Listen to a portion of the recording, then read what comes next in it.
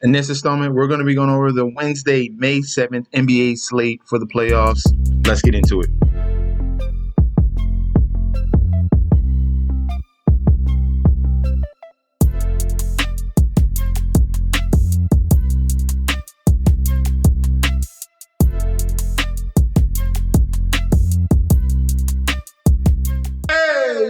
Welcome back to the channel. It's your boy Chef D, and I'm here to bring you the winning ingredients for our May 7th NBA slate we got going on in the playoffs here.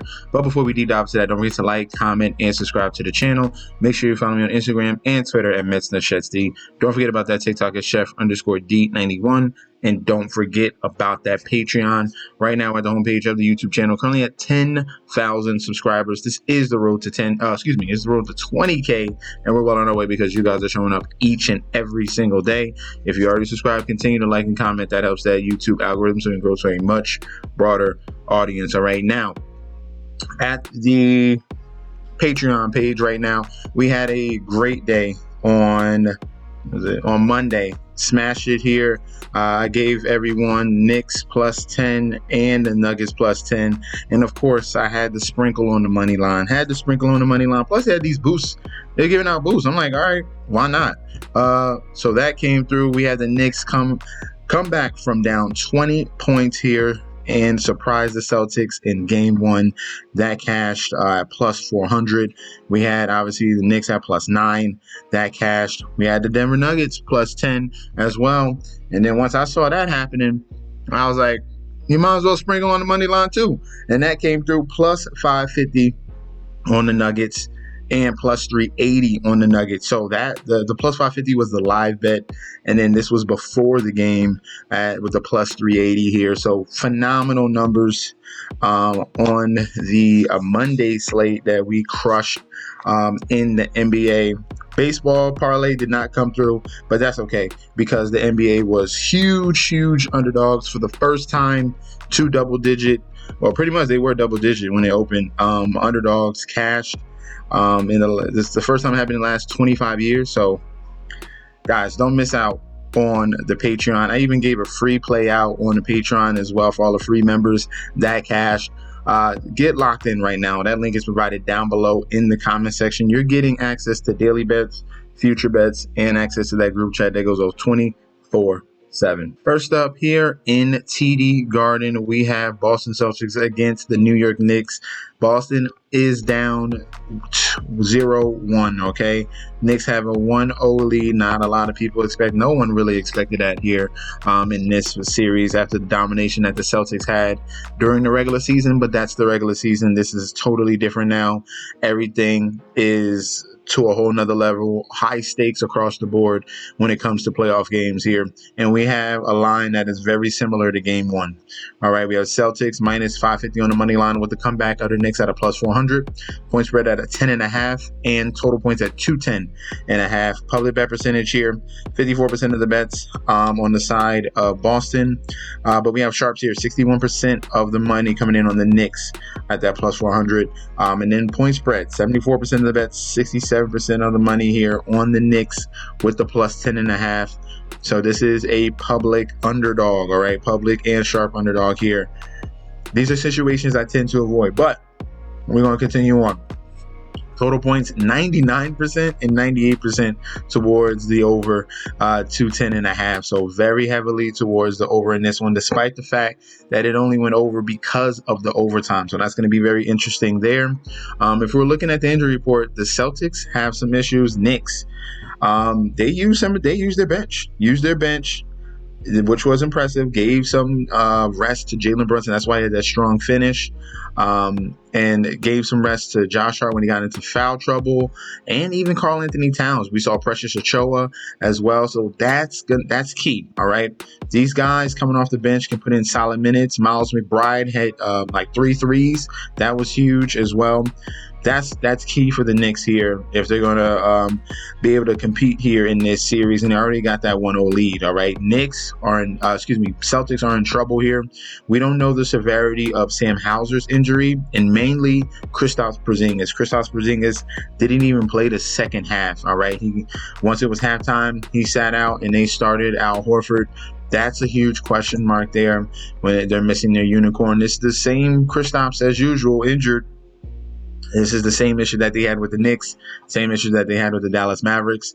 And now with this coming up here in this series that they definitely probably going to need him in, all right? Despite the fact of a strong first quarter from Jason Tatum, there was not much support here in game number 1 for the Boston Celtics. And that's what allowed the Knicks to lock down defensively, make key plays. There was a lackadaisical sense of defense as well from the Celtics, leaving wide open threes to OG and Anunoby and others as well. And and they were picking on Al Horford. Al Horford came on the court. Let's do the pick and roll. They'll switch over. Jalen Brunson on Al Horford, and he was baking them time and time again.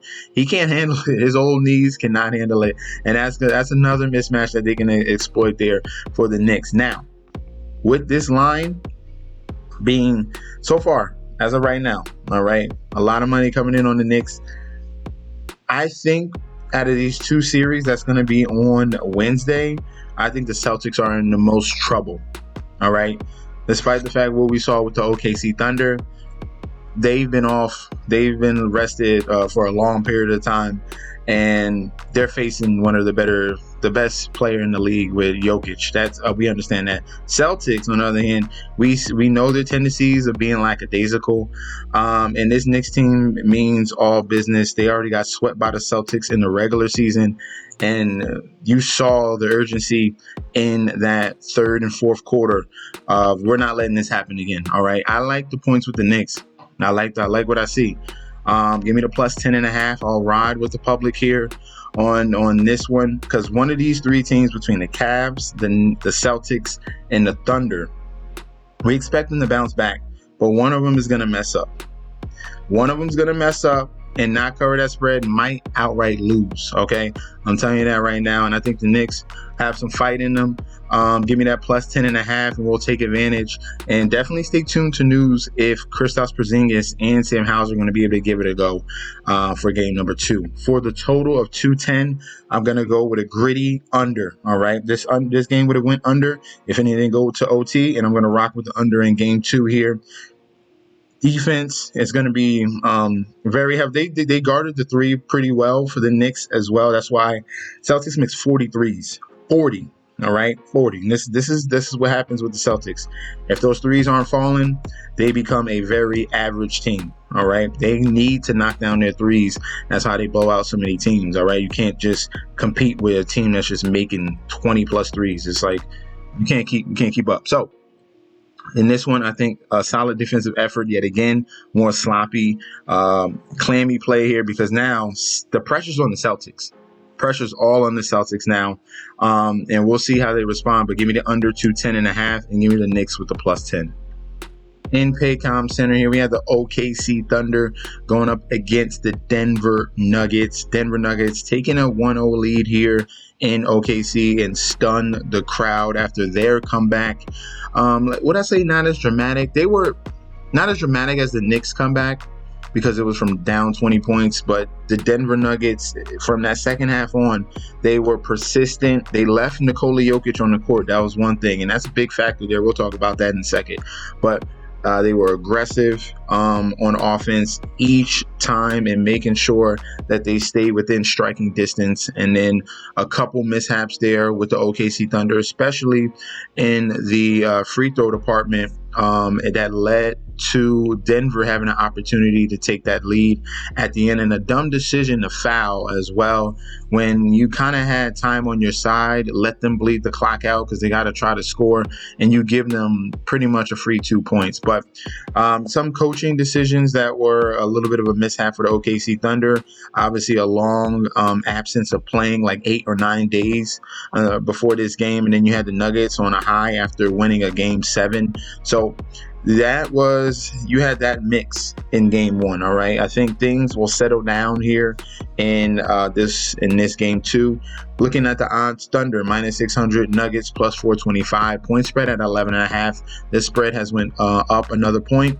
Total on the 230.5 that we're looking at with the total points. No information as right now on the public bet percentage. Injury report, no injuries of concern for either Nuggets or the Thunder. And as you can see, 121 to 119 was the upset that we had on Monday. Now, the major issue that we're seeing here is we already know for the Nuggets, they need Jokic on the court, and that's the problem. You can't have him out there for the entire game. The second he gets off the court, the Thunder went on a ridiculous run. But once he came back on, obviously things get a little bit regulated. But those minutes without Jokic are killer, and they might go on an onslaught when it happens again. And that's what I think might happen here in game number two. Also, second thing here, the rebounding. The rebounding was crazy. All right, rebounding was crazy. The Nuggets out-rebounded the Thunder by over 20 rebounds. 63 to 43. 20 rebounds. All right, so Chet, when you talk all this crap, like he's so average, yo. He's so average. I don't get it. Like you gave them the win, number one. Number two, 6 rebounds. 6 rebounds. I told you got to bulk up, but that can't happen again. Jalen Williams and Chet Holmgren and Isaiah Hartenstein have to step up. Those 6, 7, and 9 is unacceptable. SGA should not be your leading rebounder, and that was the killer. Second chance opportunities or reboundings for outlets to the fast break. That can't happen as well. Look at this. Aaron Gordon, 14. Jokic, 22. And Christian Braun, their shooting guard, had 13 rebounds. That cannot happen. I think they were a little bit lackadaisical, a little bit slow. They need to wake up. This is a wake-up call. I think they bounce back in game number 2 for the Thunder. I have faith in the Thunder more than the Celtics, all right? So, Thunder. Moneyline Thunder to cover the 11.5. And for the total, I do think that this high pace and Thunder's efficiency of scoring at a high rate, they knock down threes like it's nobody's business here. And I think they put up a big number here. Give me the over on the 230.5 with the total. I love points in this series between the Nuggets and the Thunder. So give me that across the board. Thunder -11.5, over on the 230.5. Positive sign that you like to see with the Thunder as well. They were able to turn the ball over on the Nuggets, and that's going to be a major issue as well. 18 turnovers. They got lucky. They got lucky in game 1. We're all over the Thunder in game 2. All right, let me know in that comment section down below if you agree or disagree. We could definitely debate about that down in the comment sections. If you guys want to get locked in the Patreon and get the future plays as well, click on that description link. You see the Patreon link to the community there. Click on that. Get signed up. You're getting access to daily bets, future bets, and access to that group chat that goes off 24/7. This is your boy Chef D. I'll be back very soon, and peace out.